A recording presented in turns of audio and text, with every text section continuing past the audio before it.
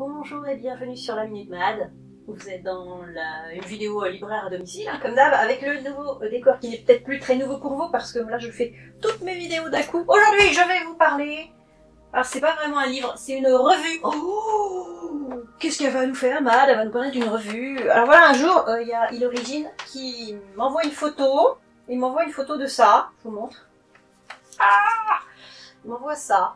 C'est une nouvelle qui fait partie du numéro 101 de Ellery Queen Mystery Magazine, qui date de 1956.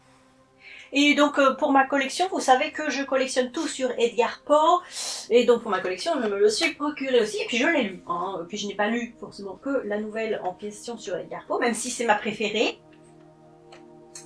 Voilà, j'ai lu toutes les petites nouvelles, qui sont assez sympas, alors très années 50, hein, forcément. Il y a même un Agatha Christie dedans avec un Hercule Poirot, hein, que je ne connaissais pas, et qui s'appelle Des fleurs au jardin. Voilà, donc il y a plusieurs nouvelles, il y en a 1, 2, 3, 4, 5, 6, 7, 8, 9, 10, 11, il y a 11 nouvelles. Bah, ma préférée c'était quand même celle sur Poe, hein, qui était très empreinte de tendresse pour Poe, et puis qui utilisait un petit peu ce raisonnement, voilà, c'est celle qui résout l'affaire presque, c'est la conservatrice du musée de Edgar Poe à Richmond, là où a eu lieu le meurtre. Je vais pas vous résumer toutes les nouvelles, hein, parce que de toute façon, vous serez très peu à vous procurer celui-ci ou à l'avoir déjà, donc je ne sais pas si ça vous intéressera plus que ça. Ce qui est intéressant, c'est cette... comment dire, cette façon de raconter les histoires qu'il y avait, je dis au début du roman policier, non pas vraiment parce que c'est les années 50, mais voilà, un petit peu à la façon Agatha Christie, à la façon Arsène Lupin, enfin Maurice Leblanc, à la façon un peu à l'ancienne. J'aime beaucoup ça. Il y a un truc, il y a un état d'esprit, il y a une façon de raisonner, des twists même des fois à la fin. J'ai beaucoup aimé aussi, il y en a une qui est un petit peu, c'est pas de la science-fiction mais de l'anticipation.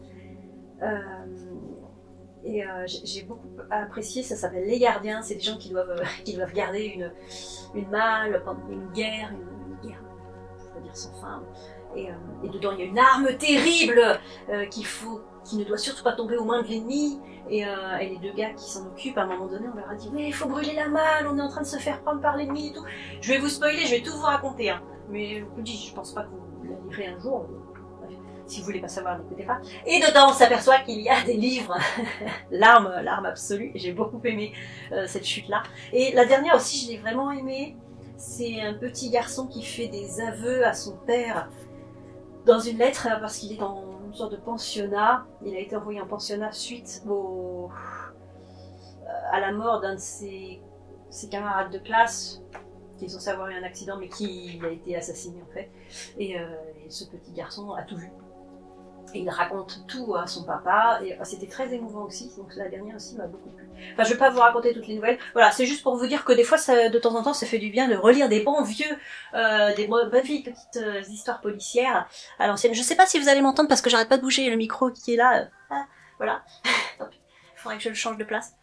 Voilà, et donc est-ce que vous aussi vous aimez les bonnes filles enquêtes policières à l'ancienne? Dites-moi tout, laissez un petit laissez un petit pouce, laissez un petit... bah non, partagez en fait la vidéo et puis abonnez-vous si c'est pas fait. Et sur ce, je vous souhaite bonne lecture.